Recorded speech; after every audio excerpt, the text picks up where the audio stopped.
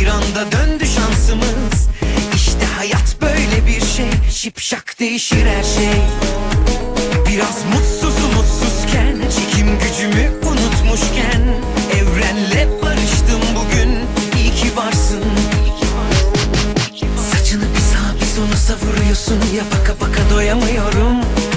Gözünü süze süze havalı havalı gülünce hayran oluyorum. İzlediğimi bile bile tatlı tatlı bel altı çekinmeden vuruyorsun ya.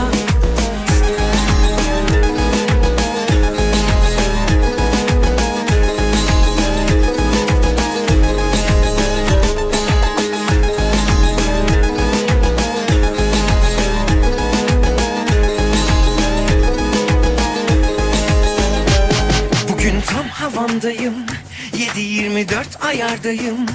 Dört dörtlük bir moddayım, altın günüm bugün.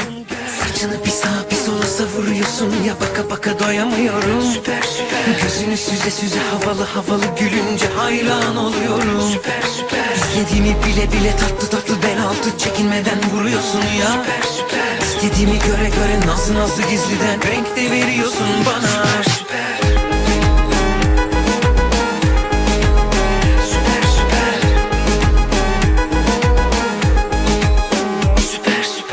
Meleğim nerelerdeydin, tam zamanında geldin. Süper süper.